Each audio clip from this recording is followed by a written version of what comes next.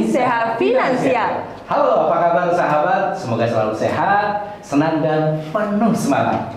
Kali ini Ngopi Barista ngobrol penuh informasi bareng Riko dan Sekar, tampil dengan suasana yang berbeda nih ya, Rik. Betul sekali. Kita tampil dengan suasana yang Tegal Jawaan.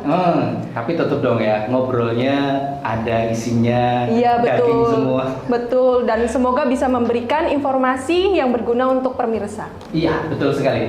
Dan kita masih berbicara soal lembaga jasa keuangan sekarang. Dan tentu saja yang namanya kehidupan itu pasti berjalan terus. Betul. Ya kan.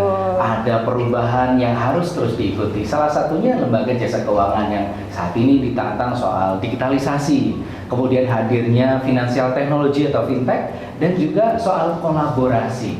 Nah, ini menjadi PR tersendiri yang harus terus dikerjakan dan kita hadapi. Tapi di luar itu, kita juga insan perbankan, terutama bank perkreditan rakyat, juga masih ada permasalahan ternyata, yaitu belum dikenal BPR itu bank atau bukan. Wow. Ini jadi PR juga gitu ya. Lalu bagaimana sih langkah yang akan diambil oleh perbankan khususnya BPR? Kali ini saya Sekar dan Riko akan mencari jawabannya kepada narasumber yang sudah kita hadirkan di Ngopi Barista. Kita sambut Kepala Otoritas Jasa Keuangan Tegal, Bapak Novianto Utomo. Silakan Pak. Ya, Selamat datang Mbak. ya, sip. Silakan Mbak. Assalamualaikum warahmatullahi wabarakatuh. Waalaikumsalam. Sehat Bapak? Alhamdulillah. Mas Riko gimana, sehat? Alhamdulillah Pak. Oke, Mas Sekar nih sehat juga? Alhamdulillah sehat Oke, sekali sip. Pak.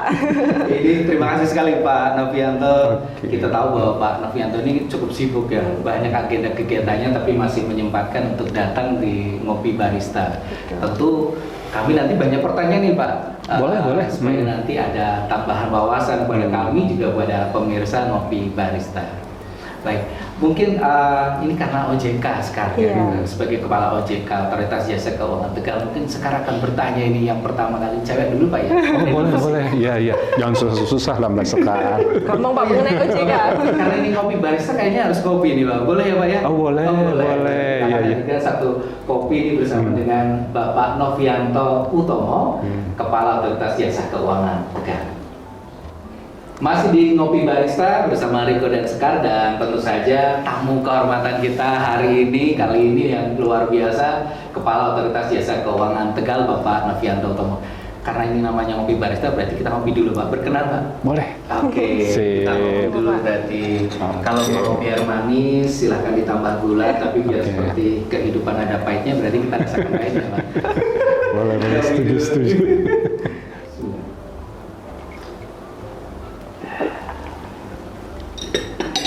Kopi itu sekarang jadi kayak lifestyle ya Pak ya? Iya, benar, banyak di mana-mana. Banyak di mana-mana. Dan selalu laku. Dan selalu laku. Heran. Di mana-mana seperti kita melihat juga ini Pak, tulisannya, biasanya sekarang ya, bank ini terdaftar dan diawasi oleh Oleh OJK. Hmm. Ini OJK itu apa sih Pak? Kemudian fungsinya apa? Oke, jadi OJK itu ada karena satu, ada amanat di Undang-Undang Bank Indonesia dulu. Nah, kemudian lahirlah yang namanya OJK itu berdasarkan Undang-Undang Nomor 21 Tahun 2011. Kenapa ada OJK? Karena kita kalau lihat industri keuangan udah mulai macam-macam nih, mulai terintegrasi nih.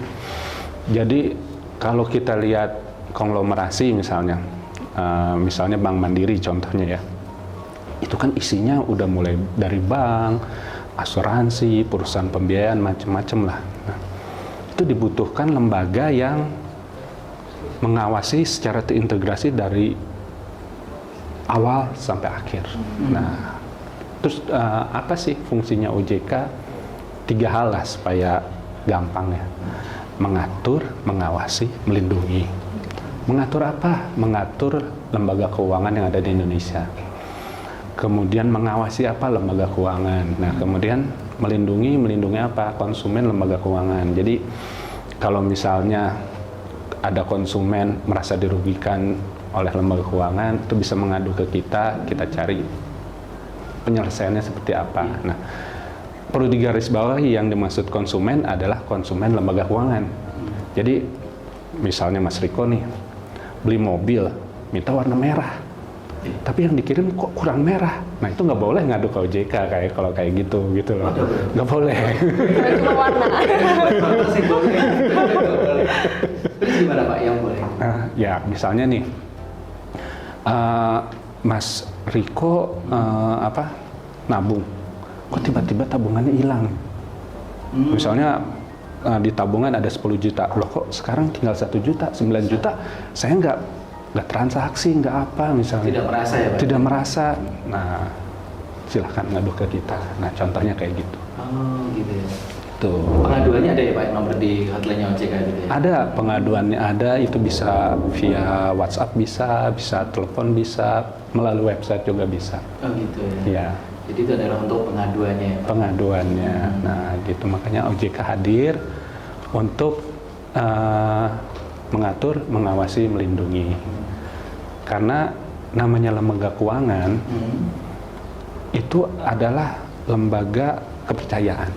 Nah, kalau misalnya lembaga ini udah nggak dipercaya, ya tahu sendirilah Mbak Sekar, Mas Riko, orang narik dananya dari bank, udah nggak percaya nih, tarik dananya. Iya, betul sekali Pak. Terus akhirnya apa? Nah, terus akhirnya apa, kan repot gitu kan.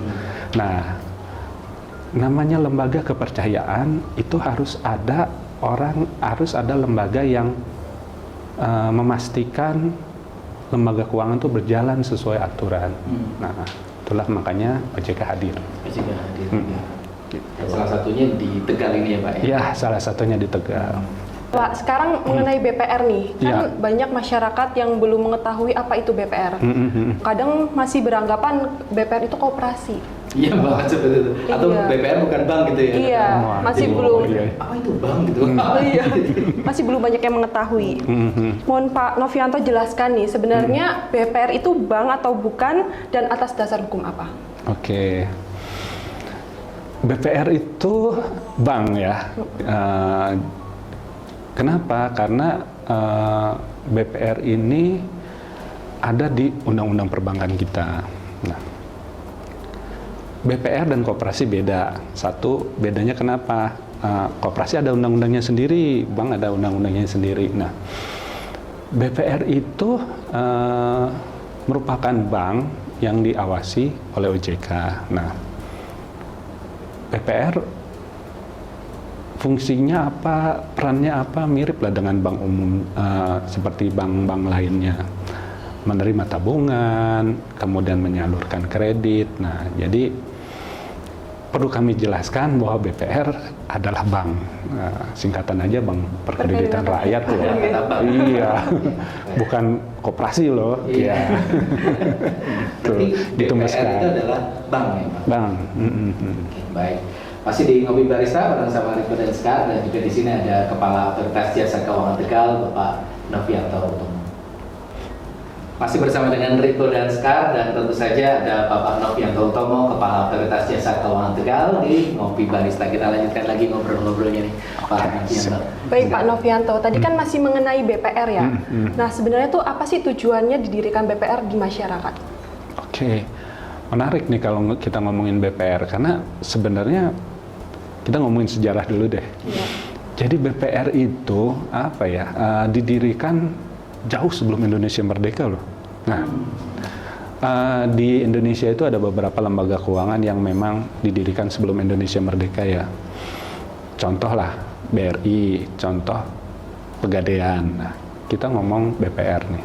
Nah, sebenarnya BRI dulu kan mulainya ya model kayak BPR sekarang lah, maksudnya ada di desa, kemudian dia tumbuh berkembang sampai sekarang. Nah, BRI itu. Nah, BPR dulu namanya macam-macam ya, ada yang nama Lumbung Desa, Badan Kredit Desa, macam-macam lah namanya zaman kolonial itu. Nah, dulu didirikan kenapa? Karena dulu banyak rentenir, sekarang juga sama sih, banyak rentenir sih. Makanya juga. Iya, masih ada gitu loh. Jadi dulu didirikan untuk supaya masyarakat nggak terjebak yang namanya rentenir itu. Yang Mbak Sekar tahu sendirilah, mungkin Mbak Sekar minjem 100, nanti harus balikin mungkin sampai 200 karena berlipat-lipat terus kan. Nah, itulah makanya BPR itu hadir. Nah, kemudian ada serangkaian kebijakan-kebijakan pemerintah lah, mulai dari Pakto, Paket Oktober 88 yang memudahkan orang bikin bank. Nah, mulai itu muncul BPR yang berbadan hukum, mulai kelihatan karena sebelumnya kan ya belum berbadan hukum karena mungkin belum ada aturan yang jelas. Nah, sekarang udah ada aturannya, ada BPR, kemudian terakhir kita perkuat dengan Undang-Undang Nomor 10 Tahun 98 tadi. Jadi ada BPR itu apa, pengertiannya apa yang harus bisnisnya. Nah, itu BPR. Nah, BPR itu awalnya memang untuk melawan rentenir nih ceritanya. Tapi yang dilawan masih tetap ada nih sampai sekarang. Memang tidak semakin membesar. Mudah-mudahan. Nah, itu kemudian pendirian BPR ini untuk mendukung masyarakat yang kalau misalnya kita ke bank umum ngajuin kredit 25 juta mungkin bank umumnya nggak mau, ya BPR kan bisa lah. Nah, mikro berarti ya gitu loh. BPR paling kecil berapa kreditnya? Misalnya 5 juta lah, BPR masih bisa ngasih. Kalau bank umum nanti dulu dong, lebih dari itu dong. Ngapain susah-susah kan? Nah gitulah. Jadi BPR hadir untuk memudahkan masyarakat lah, karena masyarakat kita itu macam-macam nih. Ada yang bisa ke bank umum, ada yang bisa ke BPR, atau malah ada yang nggak bisa kedua-duanya gitu loh. Makanya kita di OJK mendukung bank umum ada, BPR ada, supaya masyarakat ada pilihan. Bisa memanfaatkan layanan masing-masing ya Pak, sesuai dengan kebutuhannya, sesuai dengan saya bisanya cuma ke BPR misalnya, saya bisanya ke bank umum, kayak gitu kemampuannya, gitu ceritanya. Baik. Terima kasih Pak Novianto. Mungkin pertanyaan selanjutnya Pak, ini untuk mencakup di wilayah mana saja, kemudian untuk wilayah kerja OJK Tegal ini Pak, dan termasuk yang di dalamnya BPR-nya itu ada berapa? Nah, kalau ini aku lihat contekan dulu nih, soalnya silakan Pak. Terus ya Pak ya. Bertambah terus. Aku nggak hafal angka sebenarnya. Saking banyak. Hati-hati ya. Jadi gini, kita itu di OJK Tegal membawahi 7 kabupaten kota lah. 7 kabupaten kota. Ada Brebes, kemudian Tegal, Kabupaten Tegal, Kota Tegal, kemudian ada Pemalang, Pekalongan, Kota Pekalongan, kemudian Kabupaten Batang. Nah, BPR-nya ada berapa? Ada 30 di kita. 30 yang konven, 1 yang syariah. Nah, menarik nih di kita itu asetnya tumbuh nih kalau kita lihat ya dari 2020, 2021, 2022 sekarang itu kira-kira tumbuhnya 3%-an lah. Itu ada di angka 3 triliun lebih asetnya BPR kita. Kemudian juga yang menarik adalah masalah kredit atau pembiayaan. Di sini kita udah tumbuh 9% ya. Itu ada sekitar 2,4 triliun yang sudah disalurkan dalam bentuk kredit atau pembiayaan ke masyarakat. Nah, kemudian dana pihak ketiga ini kalau tabungan menurun cuma 1,1 triliun, tapi kalau deposito meningkat. Kalau deposito kan lebih gede ya untuk ini ya, bunganya atau bagi hasilnya. Nah, ini kalau deposito sudah meningkat 4,9% lah. Nah, kenapa deposito meningkat?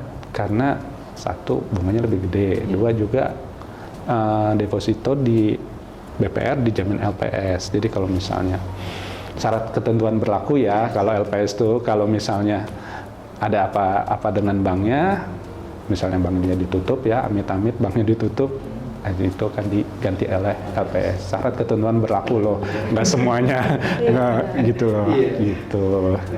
Nah kalau apa lagi ya, aset udah, DPK udah. Nah kalau NPL di kita sekarang sedikit meningkat lah, tapi meningkat kenapa? Karena adanya COVID kemarin masih berimbas sampai sekarang, ya kan ada yang lapor minta restruk, Pak usaha saya belum bagus nih, bisa nggak minta restruk? Nah mungkin di Sentral Auto juga ada yang kayak gitu kan. Nah ini lumayan meningkat, tapi mudah-mudahan akhir tahun bisa menurun lah. Ada 10%-an NPL kita 7 kabupaten kota tadi. Itu kategorinya masih aman atau gimana?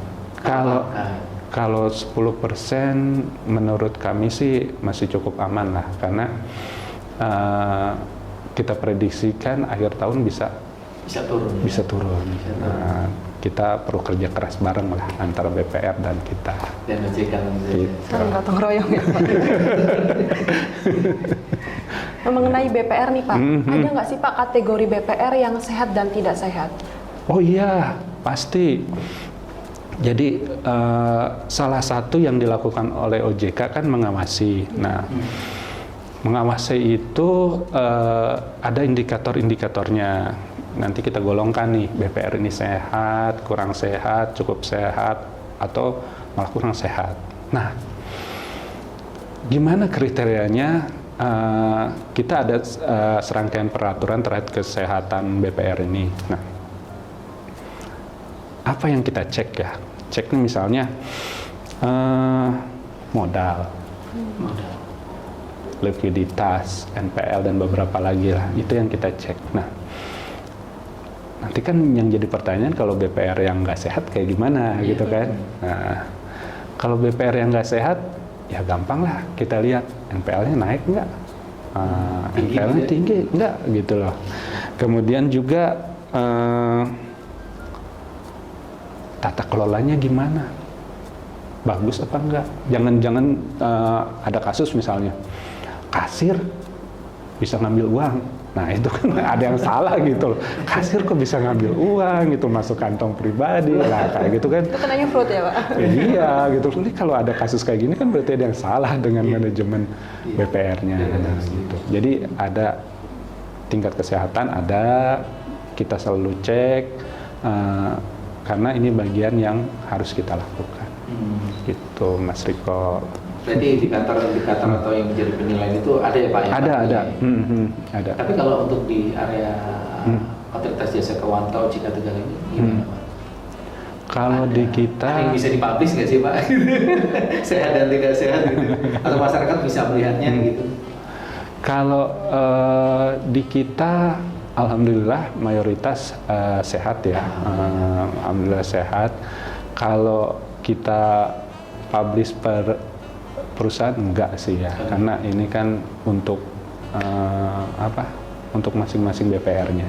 Gitu ya Pak? Iya. Jadi masyarakat memang tidak bisa mengakses itu ya Pak? Hanya nanti yang mengawasi adalah memang OJK. OJK, iya. Baik. Berarti cukup jelas nih Kak? Ya cukup jelas sekali. Memang ternyata parameternya itu yang menjadi penilaian itu cukup banyak juga untuk bisa menyebutkan memberikan label ya Pak ya, sehat atau tidak sehat. Dan itu nanti diawasi terus ada detail-detail ini. Berarti ya memang bentuk kepercayaan ya Pak ya kalau dengan perbankan itu ya? Iya, perbankan adalah bisnis kepercayaan yang harus ada lembaga yang memastikan semua berjalan dengan baik. Nah itu ada OJK di situ karena untuk memastikan kepercayaan masyarakat terhadap lembaga keuangan tidak turun, bahkan kalau perlu meningkat gitu loh. Baik Pak, ini kembali lagi soal BPR Pak. BPR ini kan cukup dekat dengan pelaku usaha mikro, kecil dan menengah, tentu saja dengan pembiayaan. Kalau Pak Novianto melihat sekarang ini bagaimana dan perkembangannya? Oke. Kalau kita lihat ya, UMKM itu kan sekarang banyak ya tumbuh, berkembang. Nah, BPR harusnya memang melihat peluang ini gitu loh. Wah, ini ada UMKM bagus nih, kita kasih kredit buat tumbuh. Nah, memang BPR desain awalnya ya untuk UMKM lah, untuk kredit mikro lah. Nah, kalau misalnya ada BPR yang lebih banyak penyaluran kredit yang untuk konsumtif, ya mungkin dia harus ngecek lagi, salah nih kayaknya. BPR kan emang harusnya buat UMKM gitu loh. Iya begitu. Gitu. Jalannya keluar rel gitu. Itulah, jadi UMKM memang harus kita dukung melalui kredit-kredit yang ada di BPR, karena memang ya mungkin mereka juga nggak butuh banyak ya Mas Riko ya, kayak mungkin mau nambah produksi dia cuma butuh 10 juta, 25 juta, nah itulah pasarnya BPR. Kalau ke bank umum, satu mungkin UMKM-nya belum pas, maksudnya nggak cocok dengan persyaratannya. Kalau sama BPR mungkin cocok gitu loh, masuk gitu loh. Baik, masih di Ngopi Barista bersama Riko dan Sekar, dan tentu saja ada Kepala Otoritas Jasa Keuangan Tegal Bapak Novianto Utomo. Masih di Ngopi Barista bersama Riko dan Sekar, dan tentu saja ada Pak Novianto Utomo. Dan kita masih ada ini Pak beberapa pertanyaan untuk Pak Novianto. Boleh. Soalnya mumpung ketemu sekarang. Soalnya beliau sangat sibuk ya. Ini lengkap semua informasi. Mungkin sekarang ada beberapa pertanyaan. Nah Pak Novianto, untuk pertanyaan selanjutnya nih, apa sih jenis kegiatan usaha BPR yang diperbolehkan dan tidak diperbolehkan? Ini menarik nih. Tapi aku harus lihat contekan kalau ini. Silahkan Kenapa? Pak. Karena yang boleh dan tidak boleh itu ada di undang-undang. Jadi aku nggak boleh salah nih. Ya, satu, menghimpun dana dari masyarakat. Nah, menghimpun dana itu mulai dari bentuk deposito, tabungan. Nah, Ini diperbolehkan ya Pak ya? yang diperbolehkan nih, diperbolehkan. Kemudian yang jelas memberikan kredit. Jadi memberikan kredit itu kalau orang butuh modal usaha apa lah, itu contohnya ya. Kemudian kalau di syariah namanya menyediakan pembiayaan. Nah, kalau kredit buat konvensional istilah saja tapi intinya sih sama gitu loh. Kemudian menempatkan dananya dalam bentuk SBI, deposito berjangka, sertifikat deposito atau tabungan pada bank lain. Nah, itu yang boleh. Yang nggak boleh menerima simpanan berupa giro. Nah, kemudian melakukan kegiatan usaha valuta asing. Jadi BPR nggak boleh tuh jualan dolar, apalah rial, apalah macam-macam itu. Mata uang asing pokoknya.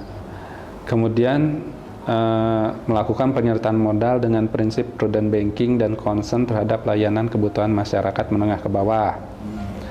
Kemudian melakukan usaha perasuransian. Nah, itu nggak boleh karena BPR ya bank, nerima dana masyarakat, menyalurkan dalam bentuk kredit. Nah, kemudian melakukan usaha lain di luar kegiatan usaha sebagaimana yang dimaksud dalam usaha BPR. Nah, gitu. Jadi intinya yang boleh itu menerima simpanan, menyalurkan kredit. Nah, kalau yang tadi misalnya jualan valuta asing, nggak boleh itu. Gitu Ya. Ya. Pak, kalau tidak salah di dalam undang-undang juga disebutkan tidak boleh memberikan jasa ya Pak ya, jasa apa namanya, jasa dalam lalu lintas pembayaran ya Pak. Ya. Itu kenapa Pak itu tidak bisa memberikan? Nah, ini menarik nih.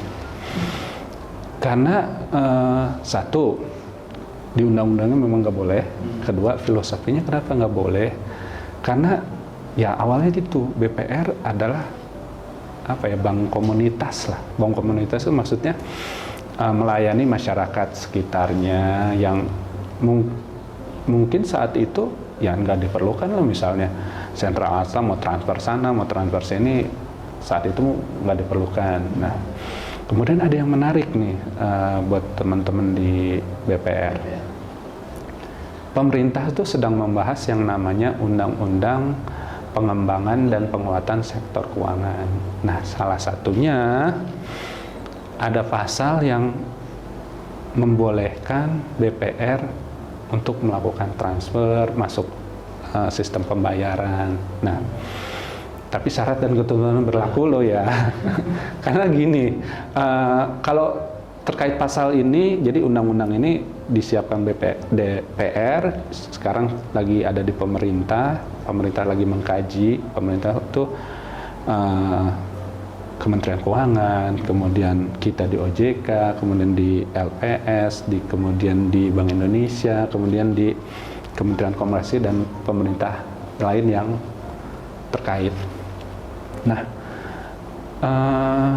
kenapa bagaimana sikap OJK terkait hal ini? Kalau kita sih mendukung ya. Jadi kalau misalnya BPR pasal itu membolehkan BPR melakukan transfer, di OJK kita mendukung. Tapi keputusan akhir lagi dibahas. Keputusan akhir itu lagi dibahas. Nanti keputusan akhirnya antara pemerintah dan BPR. Nah, itu. Jadi masih digodok ya Pak? Masih digodok. Nah, jadi itulah kenapa BPR dulu disetting hanya untuk kredit yang untuk sekitarnya aja lah, bank komunitas lah ceritanya. Cuma seiring perkembangan zaman ya Mas Riko tahu lah gimana, Mas Sekar tahu lah. Sekarang udah macam-macam ya. Digitalisasi di mana-mana. Maju sekali. Pokoknya seru lah. Berarti ini kita bocoran pertama ini Pak. Gitu. Semoga regulasi ini disetujui Pak ya. Mudah-mudahan ya, kita lihatlah ke depan gimana, mungkin November atau Desember lah dibahas lagi sama pemerintah dan DPR. Bisa jadi tuntutan zaman ya Pak, biar nanti bergeraknya lebih luas lagi. Mudah-mudahan ya. Ya. Lalu pertanyaan selanjutnya nih Pak, Ya. keunggulan atau kelebihan apa sih yang ditawarkan oleh BPR dalam menggali dana dari masyarakat? Nah, kadang gini ya, di masyarakat itu ada orang-orang yang mungkin misalnya nih, dia pedagang pasar, masih apa ya, bau jualannya, mungkin dia jualan ikan misalnya kan bau nih. Ada orang yang malu pergi ke bank umum misalnya. Kenapa? Wah, di sana bersih, rapi, wangi pegawainya. Nah, mereka milih ke BPR. Kenapa BPR? BPR mungkin orangnya udah kenal nih.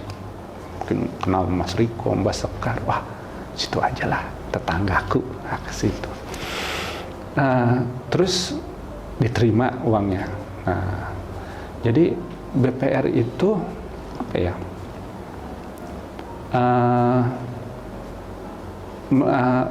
Lebih dekat ke masyarakat gitu lah. Nah selain itu depositonya, produknya ada yang mungkin kebutuhan dasar masyarakat lah, nabung, deposito, dan kemudian juga kalau di BPR kan ada tabungan-tabungan yang nggak pakai biaya administrasi. Ya kenapa nggak pakai biaya administrasi? Ya kan kita nggak transfer kan bayar. Transfer sana sini kan iya gitu loh. Ada biayanya gitu loh. Ya kan ada di BPR yang nabung nggak ada biaya administrasi bulanan, ada kan. Nah kemudian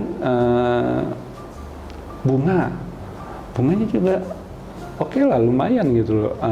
Misalnya deposito 6%. Oke lah, itu cukup gitu loh buat daripada misalnya kita taruh di bank umum misalnya, bunganya kan lebih rendah dari BPR. Nah, terus kalau misalnya kredit nih, nah kreditnya gimana? Kalau kita bandingin sama rentenir misalnya, kan jauh bunganya sama rentenir. Yang apa? Iya. Nah kalau misalnya sama rentenir kan bisa serumah-rumahnya hilang semua gitu loh kan. Ya ambil semua Pak. Itu loh. Dan dalam jangka waktu yang mungkin sangat singkat gitu loh. Nah itulah, jadi sebenarnya BPR masih bisa jadi pilihan masyarakat. Nah tadi di awal saya bilang masyarakat kita macam-macam. Jadi ada yang memang butuh kredit 100 juta, ada yang cuma butuh kredit 5 juta. Nah jadi ada lembaga keuangan yang ngisi di sini, ada yang ngisi di sini, ada yang ngisi di sini. Nah, BPR mungkin ngisi yang sebelah sini yang orang cuma butuh 5 juta misalnya, butuh 25 juta. Nah, kalau ke bank umum nggak mau ngasih misalnya. Iya. Nah kayak gitu. Ini menjadi pasar dari BPR itu sendiri. Ya, jadi lembaga keuangan punya pasar masing-masing sebenarnya. Baik. Tuh. Pak Novianto, ini kembali lagi masalah digitalisasi. Oke, ya. Menarik ya. Menarik dari soalnya. Jadi digitalisasi berkembang terus. Nah, ini gimana dengan ini kan peraturan mungkin regulasi masih digodok ya Pak, tapi sementara ini kan belum ya.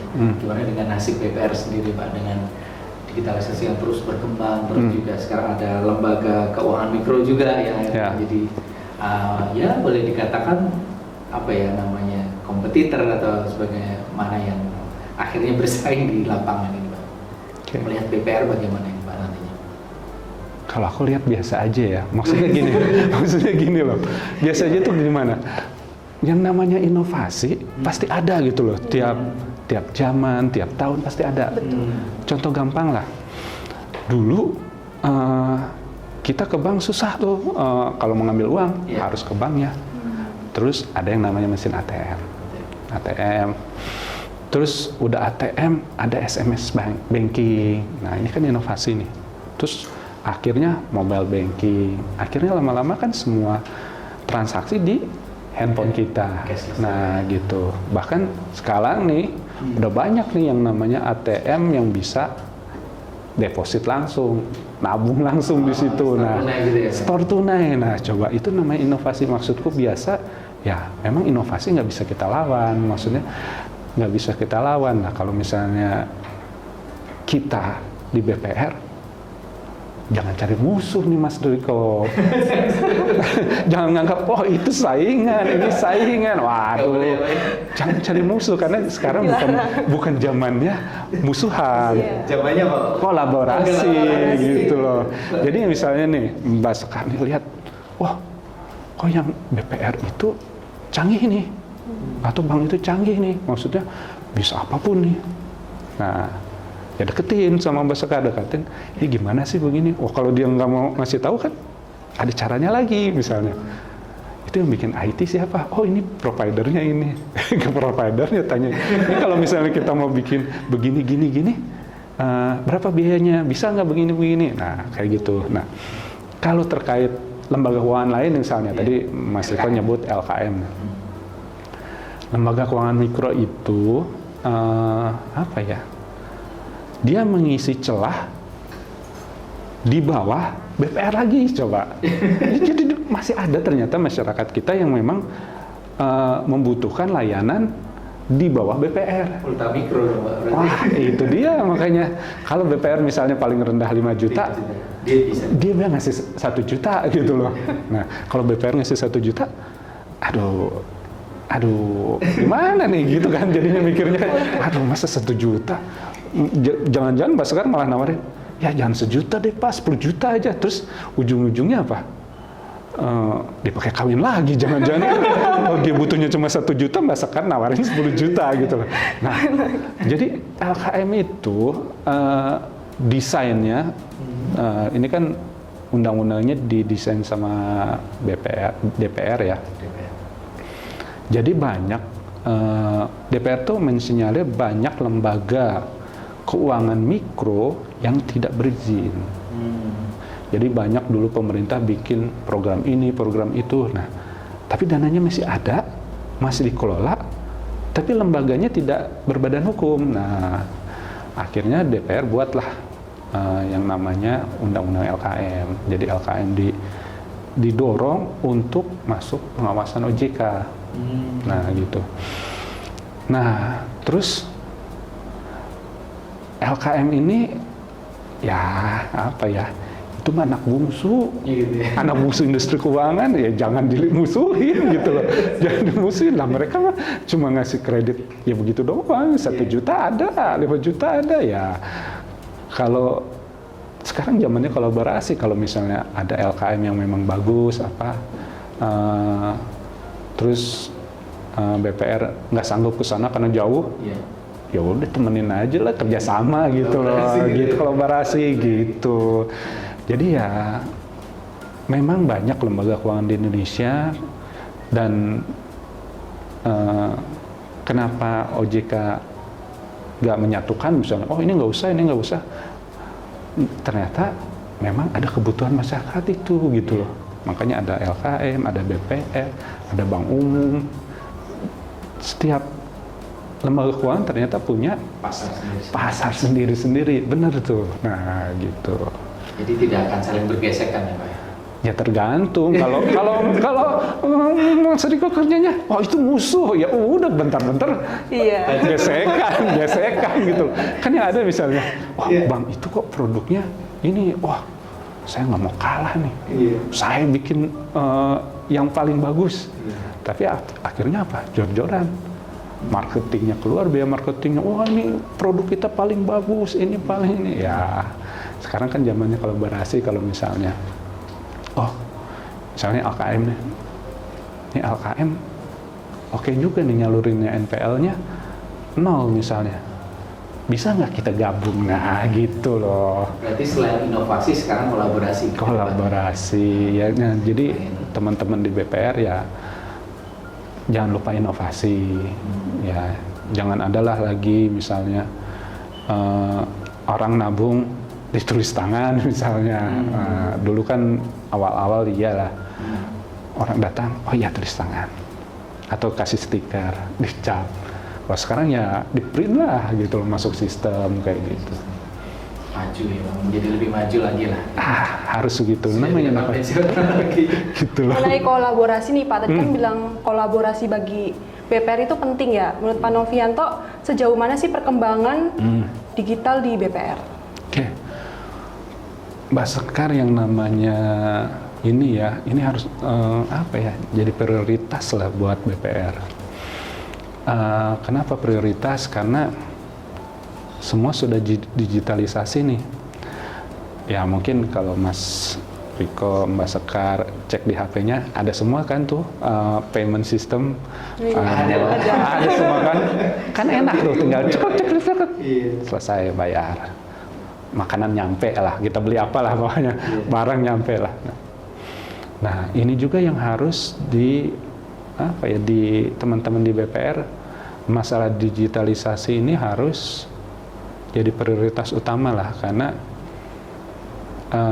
mungkin masih ada masyarakat yang senang misalnya pakai SMS banking, masih ada, mobile banking ada, tapi kan lama-lama generasi itu berkurang. Nah, kayak misalnya yang pakai SMS banking masih ada, tapi bukan anak-anak muda kayak ini kan, bukan kayak kita, tapi yang mereka dulu merasakan SMS banking gitu loh.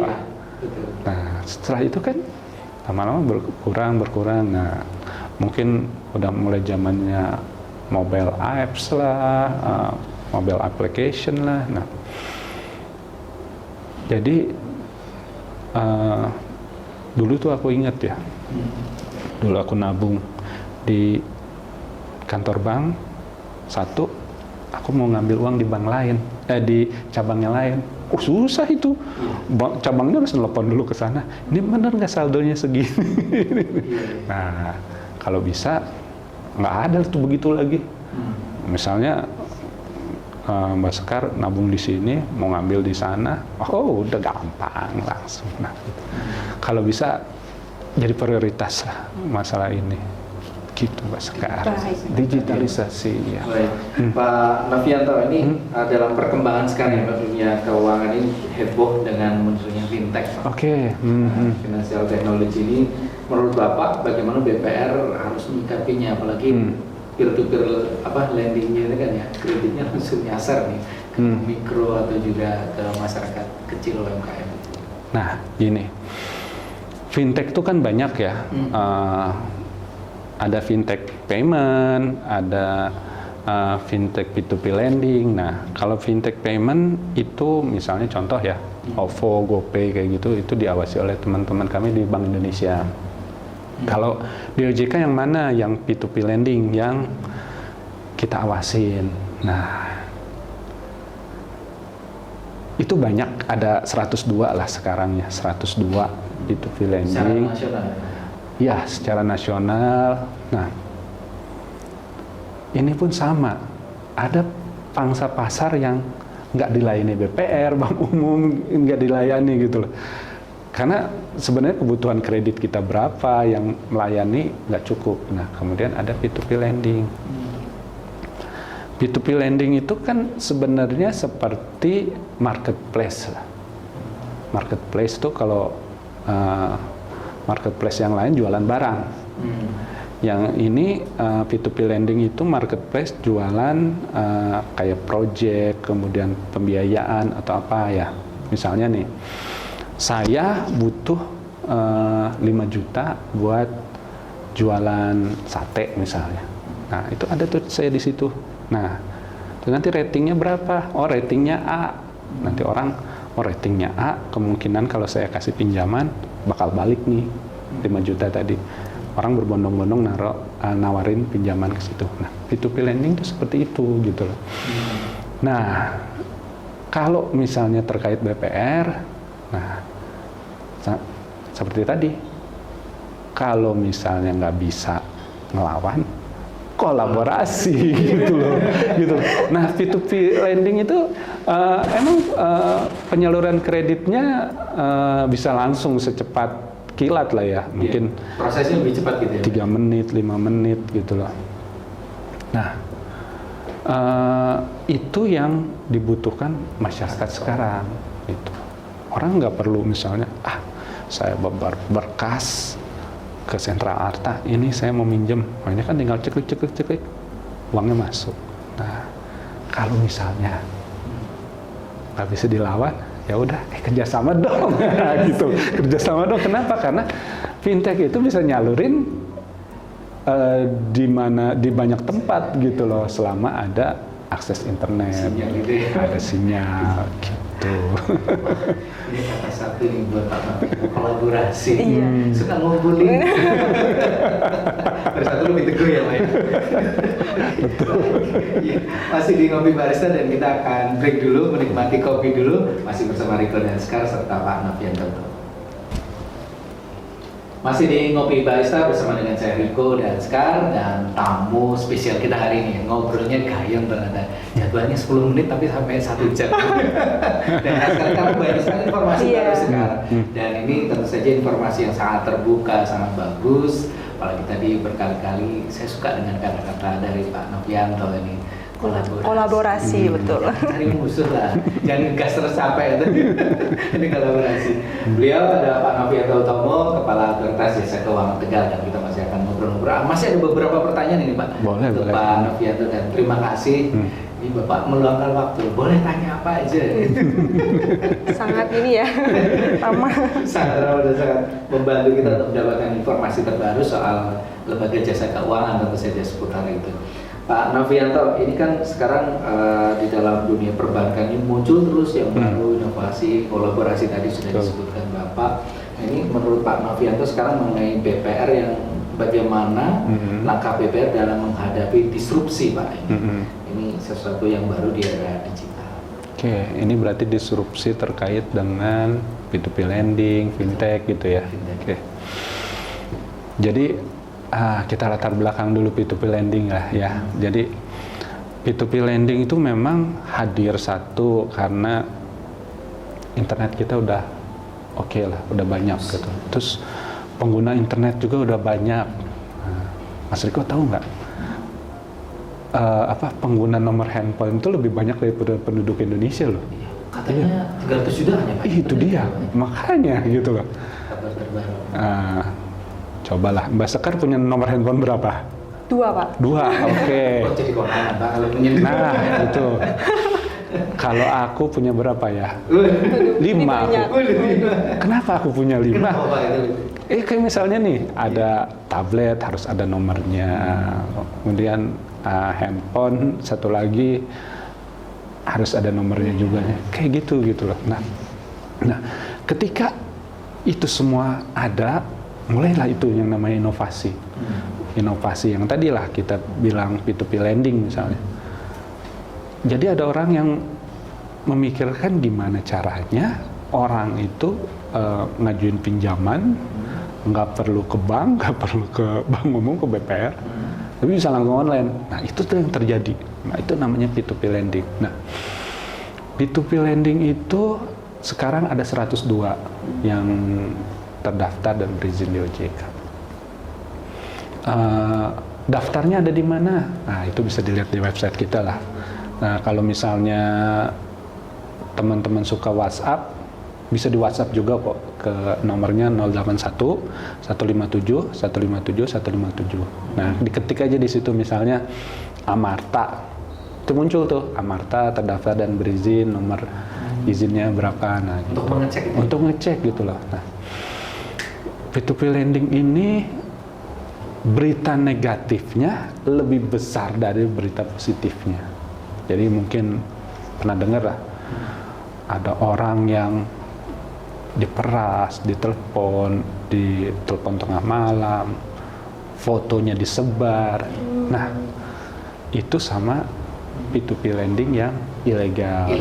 Ilegal. Itu berapa banyak sih yang sudah diblokir, yang sudah ditutup? Itu udah sampai 3.000-an. Ya, banyak sekali. Karena gini lah, anak-anak IT tahu lah, bikin aplikasi diblokir. Tadinya warnanya merah misalnya, terus diganti jadi warna hitam, masuk lagi tuh. Ya gitulah. Ya ini gampangnya gitu.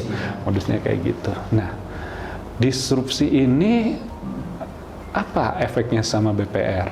Nah, kalau tadi nyari musuh, iyalah pusing nih, gimana nih, kita harus ngapain gitu kalau cari musuh ya. Kalau kita nyari temen, wah, kita lihat nih websitenya satu-satu, wah ini NPL-nya 0. Yuk kita temenan, kita ajak kerjasama. Nah kayak gitu. Kerjasamanya gimana? BPR channeling sama mereka gitu loh. Jadi BPR sebagai pemberi dana untuk ngasih pinjaman ke orang-orang tadi, nasabah mereka. Nah, gitu loh. Jadi BPR bisa menyalurkan kredit, fintech juga P2P lending tadi bisa memberikan pembiayaan, NPL 0%, kan sama-sama happy. Nah, itu kalau menghadapi disrupsi, jangan nyari musuh. Jangan nyari musuh, pusing nanti. Gitu. Karena di awal-awal P2P lending ini berdiri, banyak yang teriak-teriak, oh ini menggurus pasar perbankan lah, mengajak masyarakat konsumtif lah, macam-macam lah. Nah, tapi jangan lupa P2P lending itu butuh bank. Kenapa? Lah, nanti kalau misalnya kreditnya disetujui, duitnya ditransfer kemana? Kan nggak langsung ke handphone, ke rekening gitu loh. Nah, makanya jumlah nasabah harusnya meningkat. Tuh. Berarti ada saling memberi manfaat ya sebenarnya. Sebenarnya begitu gitu loh. Makanya jangan ngajak berantem. Oh gitu ya. Banyak pikiran soalnya Pak. Ya. Oke. Lalu selanjutnya nih Pak, bagaimana menurut Pak Novianto bahwa BPR tidak hanya pembiayaan terhadap UMKM saja, tetapi kegiatan inklusi dan juga yang belum mendapatkan akses ke lembaga keuangan bank? Nah, ini kita di OJK itu kan tadi ada melindungi konsumen ya. Kita itu mendorong, bahkan mewajibkan yang namanya lembaga jasa keuangan melakukan sosialisasi, edukasi kepada masyarakat. Nah, sosialisasi edukasi apa? Misalnya, masyarakat itu dijelaskan produk BPR itu apa aja. Misalnya ada deposito, ada tabungan, terus kreditnya apa gitu loh, kan macam-macam ya kredit ya. Ada kredit untuk, misalnya lah, kredit untuk pensiunan misalnya, atau kredit untuk PNS misalnya, kan macam-macam. Nah, itu dijelaskan ke masyarakat. Nah, gunanya apa? Jadi kalau masyarakat udah tahu, nggak ada tuh dia salah ngambil kredit misalnya. Ngambil kredit, Mas Riko ngasih berkas, ini Pak berkasnya, tanda tangan aja nggak dibaca, padahal Mas Riko salah ketik nih, bunga 30% setahun misalnya, wah misalnya salah ketik gitu misalnya. Nah terus Oh ya udah, kita kan harus nagih sesuai yang dia tanda tangan dong. Nanti nasabahnya ngamuk-ngamuk. Nah, jadi literasi edukasi itu penting. Jadi kalau misalnya masyarakat lihat, oh ya cicilan saya segini, kalau ngasih kredit saya dapatnya segini, cicilannya segini, biayanya segini. Oh ya, dia udah paham. Jadi nggak ada tiba-tiba dia komplain ke Mas Riko, oh, gimana sih Mas Riko, ini kok ininya begini? Ya, Bapak dulu baca nggak? Gitu kan, Bapak baca nggak gitu. Nah, jadi lembaga jasa keuangan bukan hanya menjalankan bisnis seperti biasa, tapi kita meminta menjelaskan ke masyarakat, edukasi lah. Jadi setiap tahun itu kita ada yang namanya Bulan Inklusi Keuangan. Nah, itu sebenarnya sih inklusi edukasi literasi itu setahun jalan terus gitu loh. Cuma ada satu momen yang kita siapkan di bulan Oktober sebagai puncaknya gitu loh. Nah, kalau di kita tahun ini kita fokus ke edukasi terkait investasi. Nah, jadi terkait dengan investasi di pasar modal. Nah, kenapa? Karena ini tingkat literasinya paling kecil.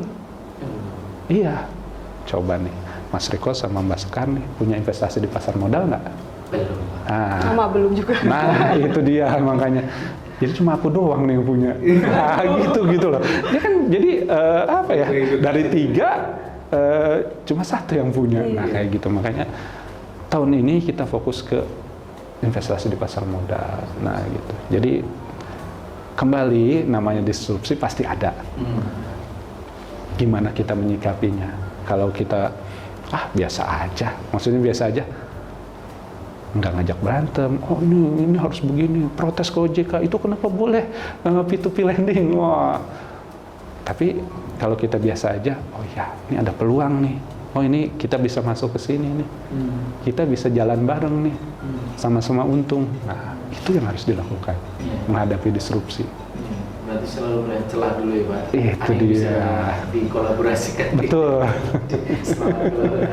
Baik Pak Nafianto, ini kembali lagi kepada BPR nih Pak dalam perkembangannya saat ini, juga perkembangannya ke depan Pak. Ini kan COVID masih recovery-nya masih terus berjalan. Kemudian ini juga kemarin dikagetkan dengan mungkin harga-harga di masyarakat atau kebutuhan meningkat. Dibayangi lagi Pak, hantu yang belum nyata tapi orang sudah mulai siap-siap resesi. Semoga sih tidak terjadi ya. Amin-amin lah, jangan sampai terjadi. Tapi juga sudah mulai diwanti-wanti bersiap-siap barangkali terjadi. Ini bagaimana Bapak melihat perkembangan BPR sekarang dan ke depan, serta barangkali ada pesan-pesan juga ini untuk kami BPR. Oke. Kalau kita lihat berita, kemudian kita lihat pernyataan-pernyataan tahun depan resesi nih, tahun depan susah nih, mungkin iya. Tapi kalau di teman-teman BPR nih, apa yang harus dilakukan? Ya, jalankan bisnis secara hati-hati, karena namanya perbankan memang penuh kehati-hatian. Nah, hati-hati gimana? Misalnya ada orang datang ngajuin kredit, ya dicek benar-benar, dicek tuh benar nggak nih orangnya, tinggalnya di situ benar. Nah, kemudian usahanya apa? Nah, jangan kalau bisa dicek benar-benar tuh gini, jangan Mas Riko nih, kayaknya usahanya bagus nih, prediksinya bagus-bagus semua. Dicek, terus nanti bagian kredit lihat, oh ya, oke, setuju ya. Jangan seperti itu, tapi dicek lagi benar-benar. Kemudian kalau nasabah yang sudah existing, diperhatiin nih. Kok dia udah mulai batuk-batuk? Kalau udah batuk-batuk ngapain ya? Kita kunjungin lah. Bu, Pak, kenapa? Ada yang bisa kita bantu? Apa misalnya perlu di-restruct atau enggak, kita memang lagi nunggu pembayaran yang lain misalnya. Nah, kayak gitu. Ya, karena kan kalau bisa penyaluran kredit itu udah udah disalurkan dilupakan. Jangan kayak gitu loh, tetap dipantau gitu perkembangannya gimana. Nah, mungkin memang akan berat apaan BBM naik, nanti berimbas ke mana-mana. Tapi perlu diingat loh, di balik setiap krisis pasti ada peluang gitu loh. Nah, contoh lah krisis 98. Krisis 98 tuh udah hancur-hancuran gimana kan. Tapi masih ada yang bisa tumbuh. Apa? UMKM. UMKM masih tumbuh gitu loh. Makanya ketika setelah krisis itu, apa yang pemerintah lakukan? Pemerintah bikin BUMN khusus untuk menangani UMKM. Nah, kita di BPR kan memang pasarnya UMKM gitu loh.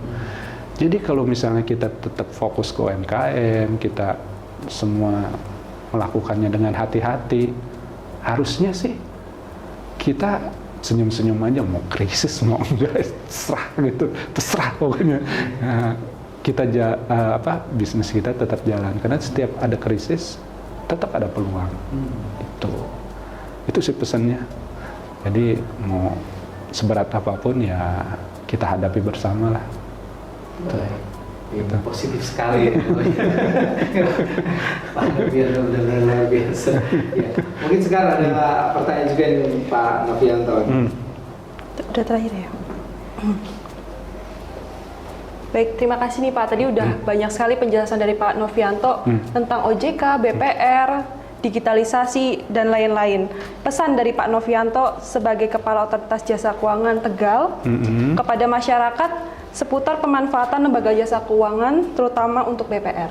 Oke, ini yang selalu aku sampaikan ya. Satu nih, kalau misalnya nih masyarakat mau berhubungan dengan lembaga jasa keuangan, satu, pastiin dulu butuh apa enggak.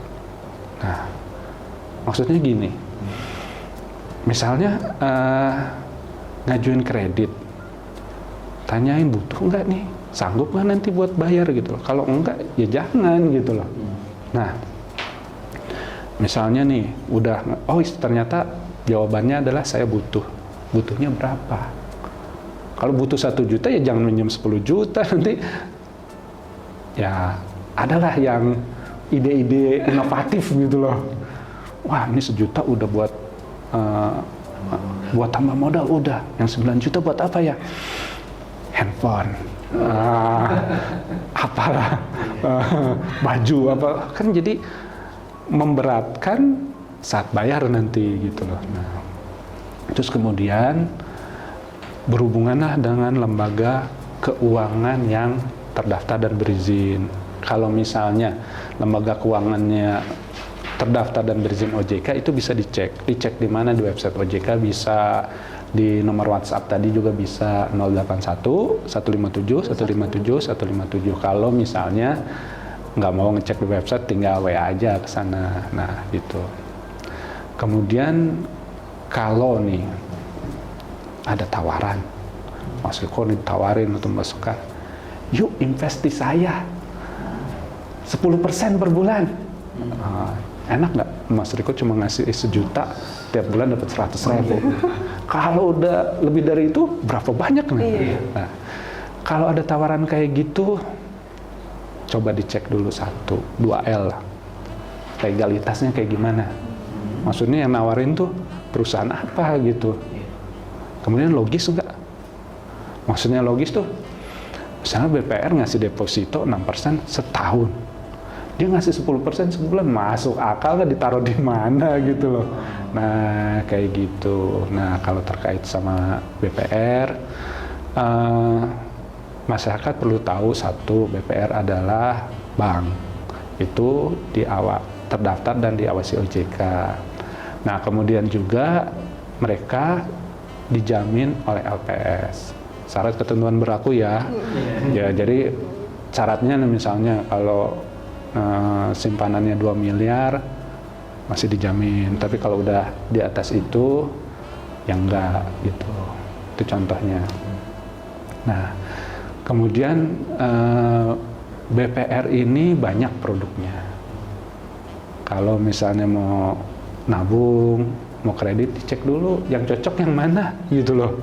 Nah, misalnya kredit modal kerja, tapi sebenarnya buat konsumtif ya jangan gitu loh, karena beda itu beda bunganya, beda tenornya. Nah itu harus dipelajari.